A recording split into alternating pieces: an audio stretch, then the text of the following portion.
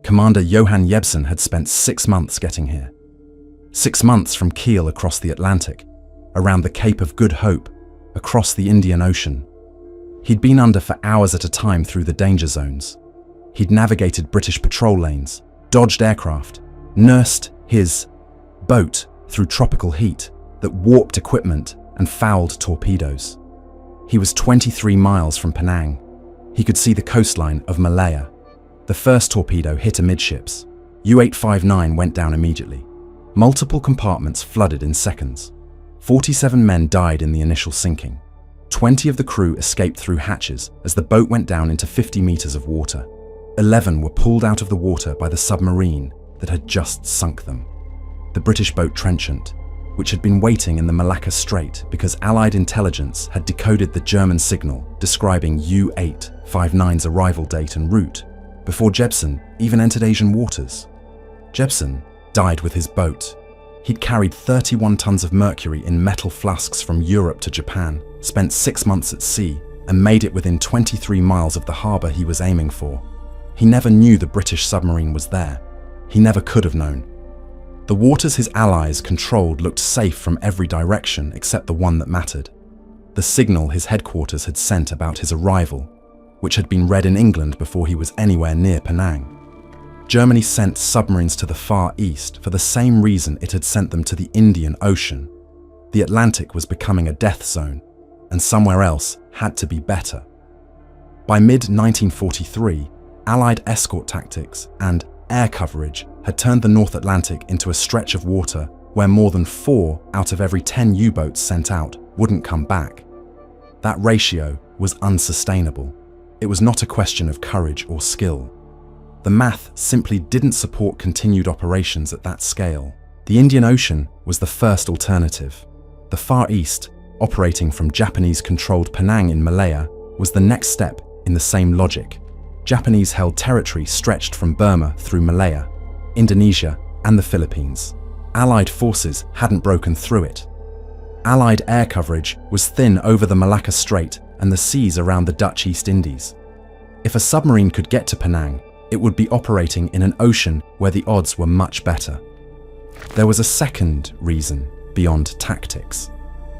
Germany needed materials it couldn't get from occupied Europe: rubber, tin, tungsten, quinine, opium. Japan had all of these in the territories it controlled. A submarine making the voyage to the Far East wasn't just going somewhere safer to operate. It was also a cargo runner. The boats carried mercury, optical glass, steel, and military technology eastward to Japan. They came back with raw materials Germany's war industry needed. Each round trip was both a patrol and a supply mission. Commander Wilhelm Domus arrived at Penang on U-178 in August 1943 to establish the German base. According to the Hyperwar Ultra document on U-boat operations, Domus took command of what was supposed to become a hub for a sustained campaign. The Japanese had offered Penang as a base. Germany had accepted. The arrangement looked like a genuine strategic partnership between two major Axis powers. The voyage itself was the first test. A submarine leaving Lorient or Bordeaux had to navigate the Bay of Biscay, increasingly dangerous from air patrols, then cross the South Atlantic, round the Cape of Good Hope, and transit north through the Indian Ocean to Malaya. The shortest route was roughly 12,000 nautical miles. With evasive routing and necessary diversions, the actual distance covered was often 15,000 miles or more. It took between 2 and 4 months depending on conditions. Boats ran submerged for most of the daylight hours in the Atlantic danger zones. Men lived in cramped heat for months before ever reaching an area where they could safely surface. Tropical temperatures inside the pressure hull made sleep difficult, and rotted provisions faster than the provisioning estimates had accounted for. The boats that survived the transit arrived at Penang having already proven themselves in conditions more demanding than most Atlantic patrols. They were exhausted, their equipment needed servicing, their torpedoes had sometimes degraded in the heat, and they were expecting a base capable of restoring them to operational readiness. What they found, according to every account that survived, was something short of that. The first boat to arrive, U-178 under Wilhelm Domis, reached Penang in August 1943 after a voyage from the South Atlantic. Domis had been diverted from his original mission specifically to establish the base. He arrived to find port access, but little else, organized. The base that was supposed to support the campaign had to be built from scratch using equipment the Japanese provided reluctantly and personnel the Germans supplied themselves. What it turned out to be was something considerably less than that. The Hyperwar Ultra document's summary of the German experience at Penang is one of the blunter passages in any official Allied intelligence document. Everything the German submarines needed had to be begged in protracted discussions from Japanese stations. The Japanese workers sent to assist German crews spent much of their time, according to the document, spying on German equipment rather than helping to repair or supply submarines. No dedicated torpedo house existed at Penang. German crews stored their spare torpedoes in a building the Japanese also used. Submarine batteries wore out in the tropical climate, and the only place to replace them was Japan proper, which required sending the submarine to Kobe, a voyage of weeks in each direction. The German crews loaded and unloaded their own boats. They repaired their own equipment. The Japanese Navy provided port access and not much else. According to the Hyperwar document, the base was never well equipped with personnel or supplies, despite months of preparation and negotiation. That's the mundane version of the problem. The tactical version was worse. When German and Japanese submarines shared the same waters, neither side could reliably identify the other from a distance.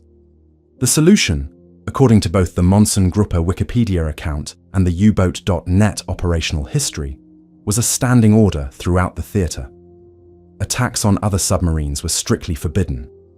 Every submarine, regardless of nationality, was assumed to be a potential ally until proven otherwise. German crews approaching Penang were under orders not to fire at any submarine they encountered in the approaches, even one that looked unfamiliar. That rule protected them from accidentally killing their own allies. It did not protect them from their enemies, and because the British and Americans had learned through decrypted German signals, when German submarines would be in those waters, the submarines lurking near Penang were not the friendly kind. This is where the title's claim about their own allies starts sinking in. Germany's Japanese allies provided a base that couldn't fully support the submarines using it. They provided waters that couldn't be screened for enemy submarines because of poor coordination. They provided recognition protocols weak enough that both sides chose to simply not fire at all. And none of it mattered, because the threat wasn't coming from Japanese confusion. It was coming from the decoded signals that told Allied submarines exactly when and where to wait. There's a particular bitterness to how the recognition problem manifested. A German submarine approaching Penang through the Malacca Strait couldn't know whether a submerged contact was Japanese or British. If it attacked and was wrong, it might have started a friendly fire incident that would have ended the entire basing arrangement. If it hesitated and was wrong, it died. The standing order to not attack any submarine in the theatre resolved this dilemma in the safest way for the Alliance, but the most dangerous way for individual German crews. Their rule was, assume the submarine is friendly until proved otherwise. The British submarines waiting in those waters operated under no such assumption. Jebsen had left Kiel on April 4, 1944, carrying 31 tons of mercury in metal flasks destined for the Japanese munitions industry. The cargo was so dense that U-859 rode lower in the water than normal.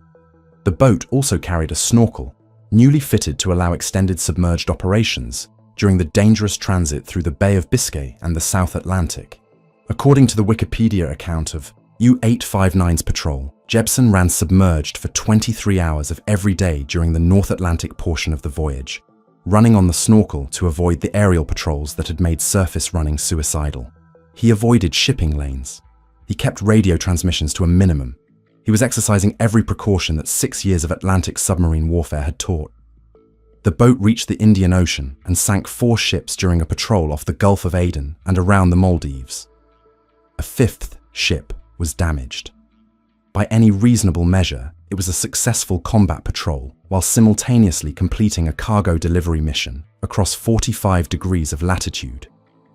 By September 1944, U-859 was making her final approach to Penang.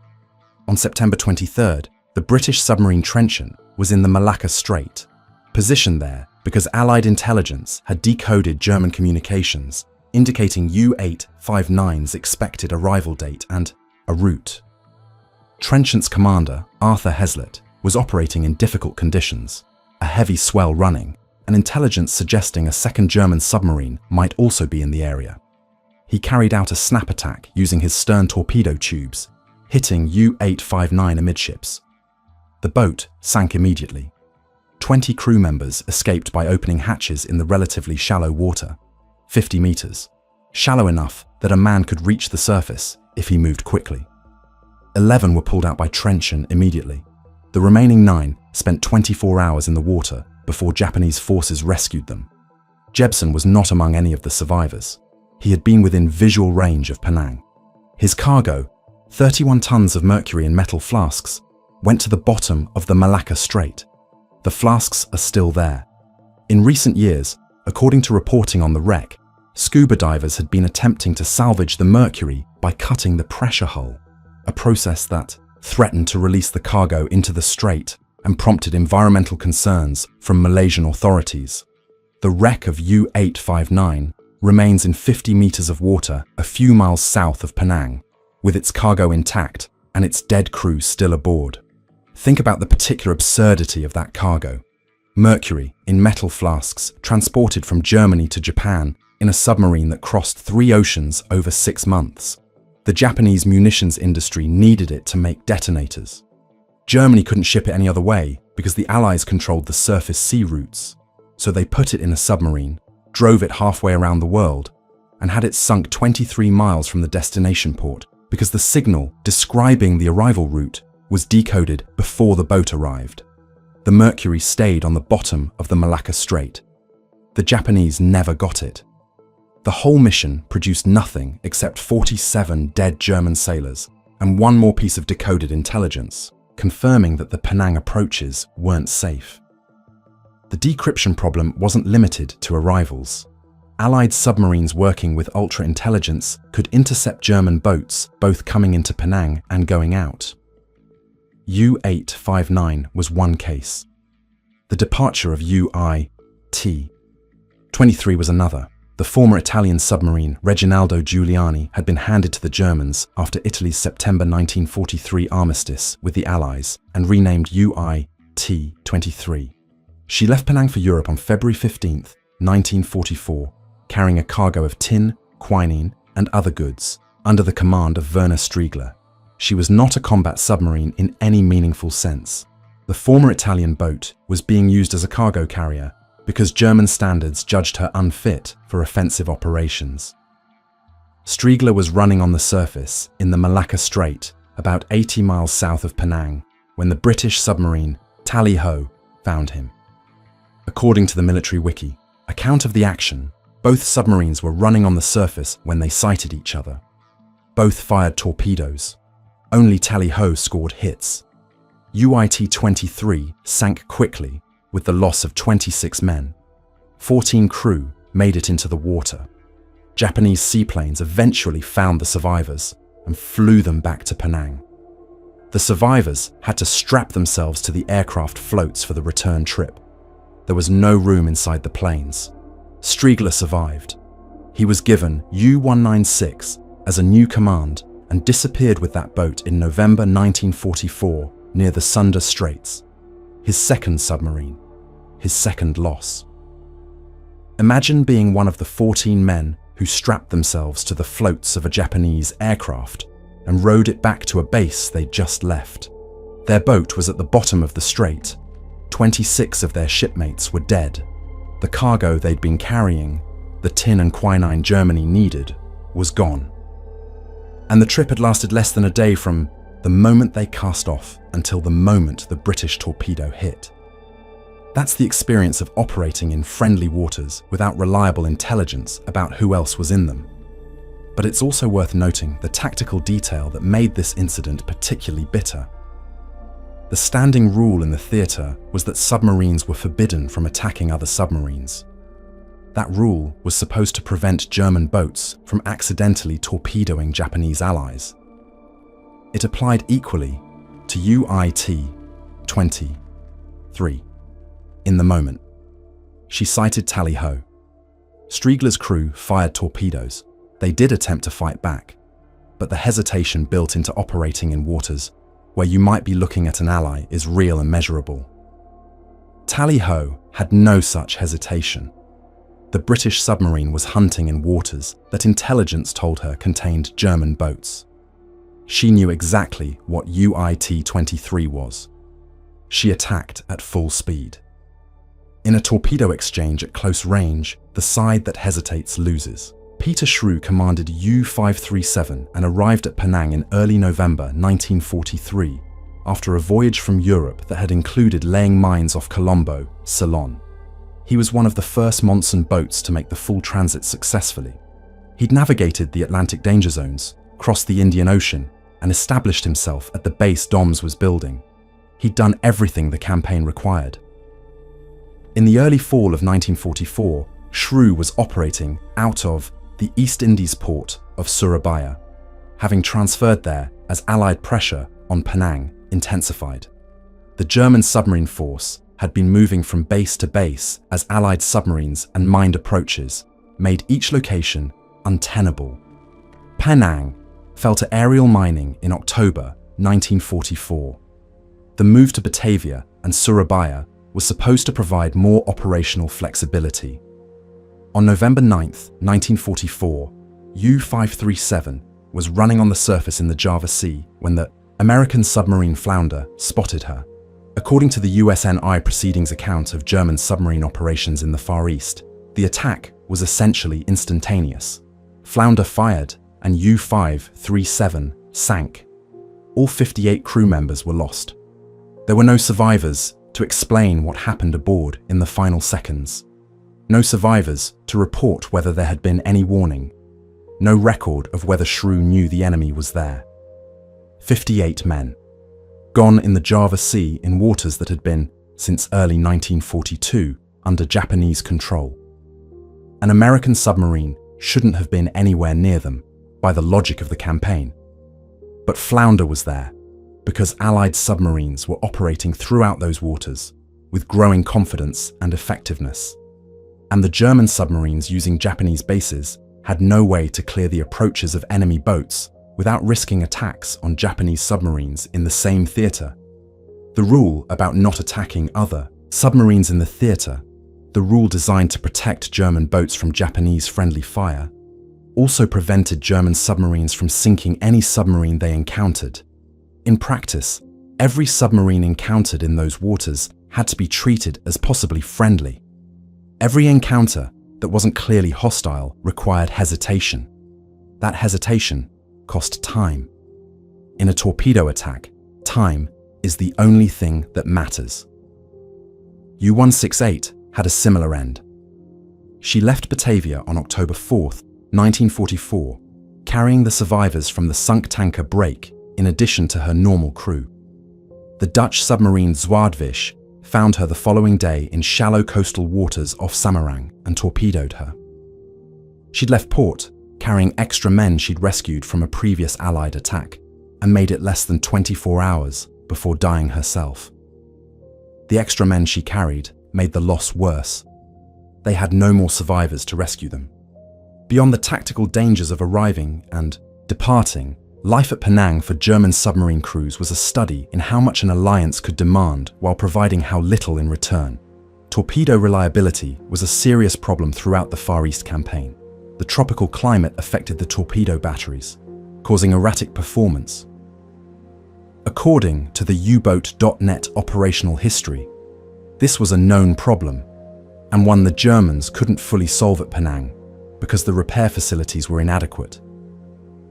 U-188 experienced significant torpedo failures during her Indian Ocean patrol in 1943, specifically because of heat-damaged torpedo batteries.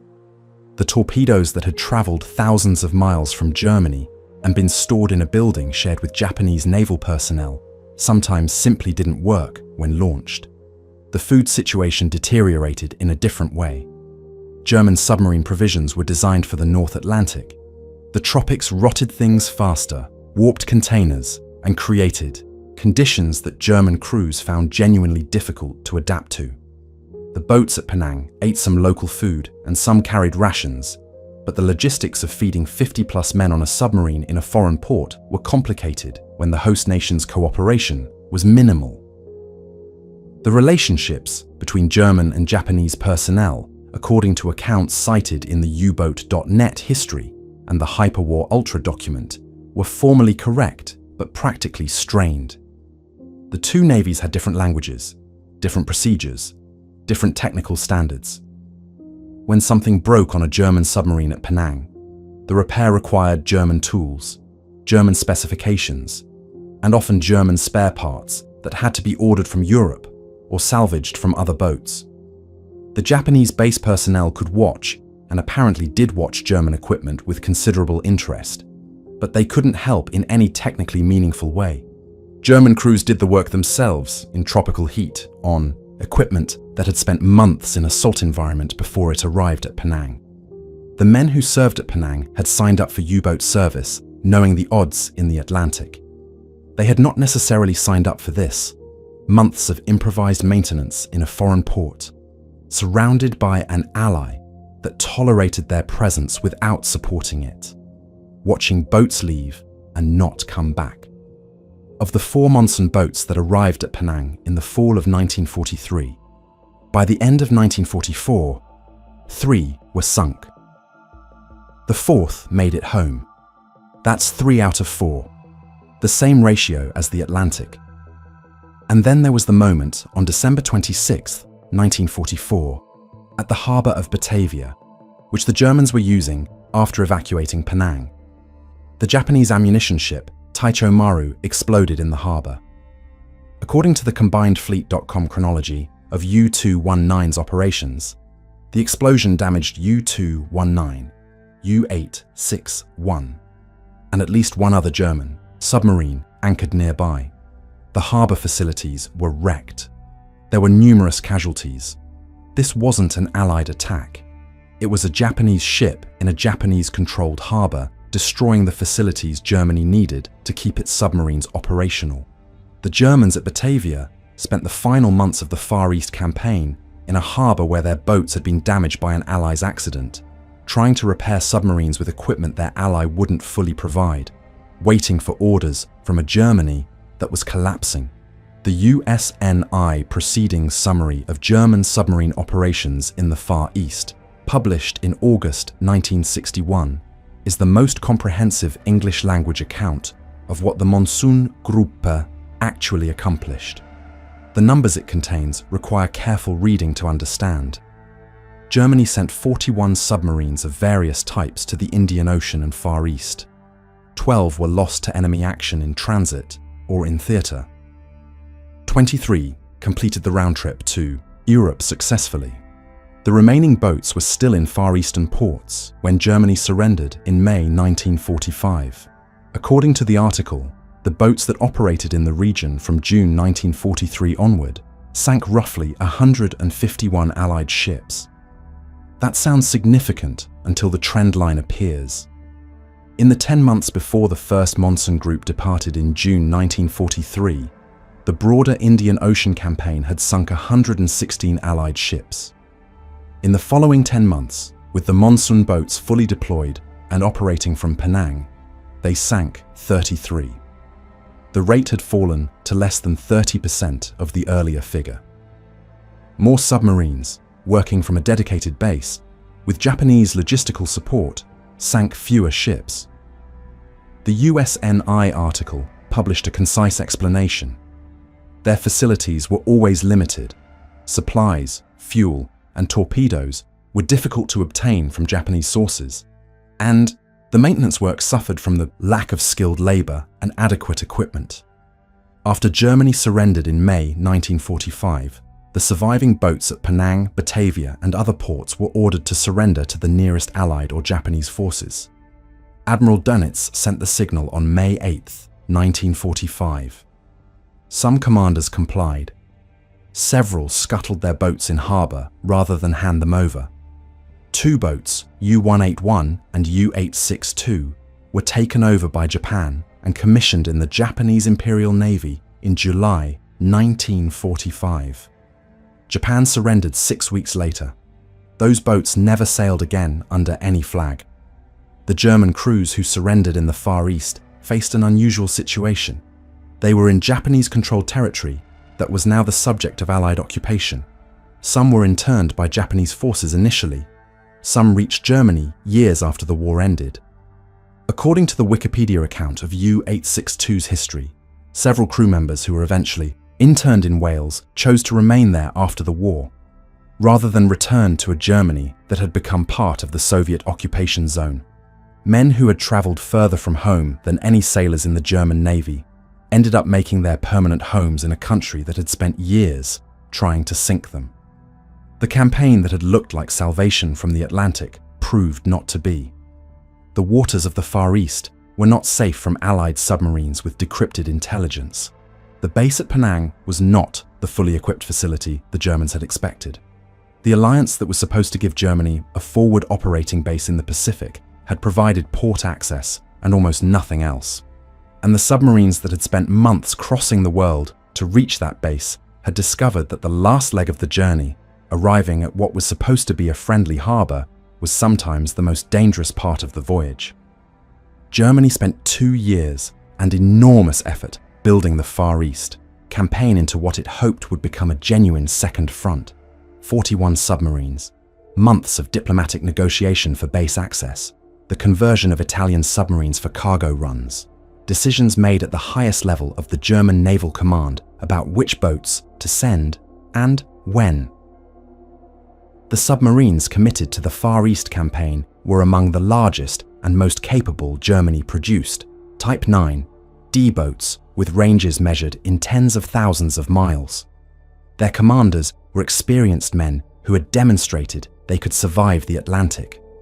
They travelled farther from home than any German submarine crew in history. Several of them completed the round trip successfully, carrying cargo worth months of manufacturing from the Japanese-controlled territories back to a Germany that desperately needed it. What ultimately made the campaign unworkable took less effort than that. Allied codebreakers needed only to read the signals that scheduled each boat's arrival and departure.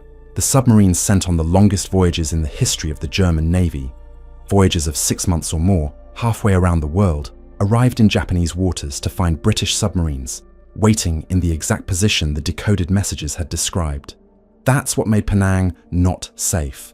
Not Allied aircraft, not an aggressive anti-submarine surface force, not any weapon specifically designed to destroy submarines in those waters. A piece of paper in England read before the voyage was complete.